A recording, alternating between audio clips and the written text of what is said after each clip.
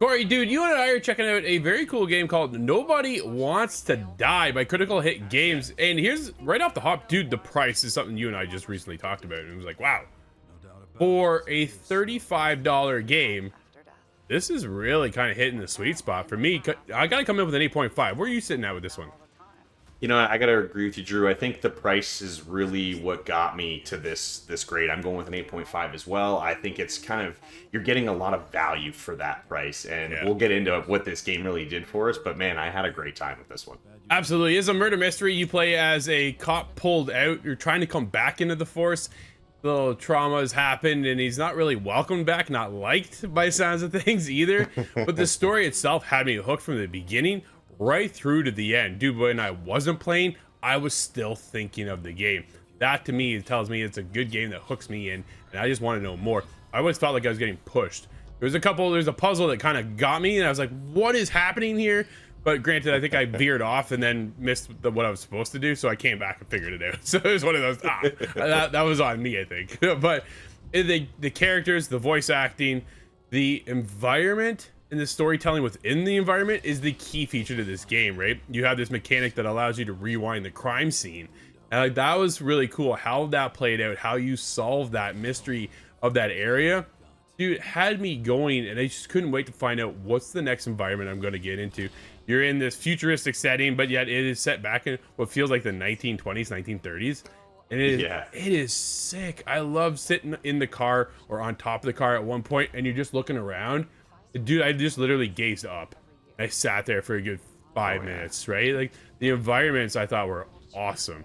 Before I keep gushing, Corey, I'm going to kick it over to you. What are your thoughts? I'm right there with you, Drew. I see all those comments, and I agree with them completely, because this game, for me, this genre of these kind of narrative adventure style games where, you know, just pointing and clicking for the most part, and then listening to a lot of dialogue and cutscenes, sometimes these games lose me. I don't get as enthralled in these stories as as you do, or people that really do enjoy these games. So it took a little bit more for me to get into this one, but honestly, the visuals, the voiceovers, the music, the characters, the whole story is what really gets you super engrossed into this. And that's where the mechanics of the game, like you talked about, kind of come into play, and also is that next layer that I wasn't necessarily expecting. Again, $35 game. You're not sure exactly what you're going to get, how deep these games are going to go. It's not a super long experience. You can make it take about 7 hours if you're really combing things over and want to make sure you're not going to miss anything.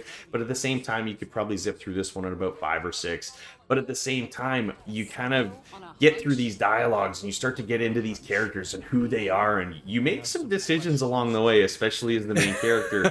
And some of them, I wouldn't say are above grade, especially for someone that's trying to get back into the police force. But that's what makes this story so cool, is that you get these options, and depending on some of these conversations and what you choose will depend on what you get as an ending in this game. So you get the opportunity, if you want to go back and play this one through again, to be able to figure out some of these other endings. But again, there is no new game plus series, there are no save points. It's starting the game all over again and replaying it. So I don't think that's going to be for everybody, but people that really enjoyed this one might see the need to want to jump back in and discover some of these alternate endings.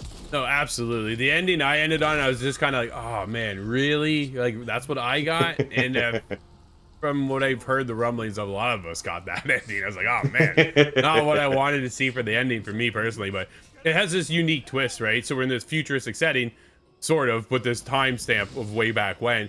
And the high level story of what happened is that a big shot has been taken out.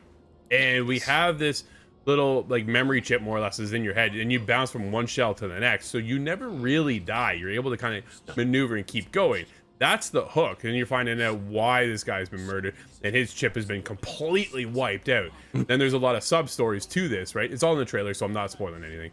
So it's one of those, it is very cool to see. I'm like, man, what an interesting premise of this game to pull me in this setting. And that's why I said the environments. And then you just talk to a couple people and like, do I trust you? I don't really know. Like, you know what I mean? Yeah. But dude, Nobody Wants to Die, I thought, was one of the few successes I've seen this year that really hooked me from the beginning all the way through to the end. Be thanking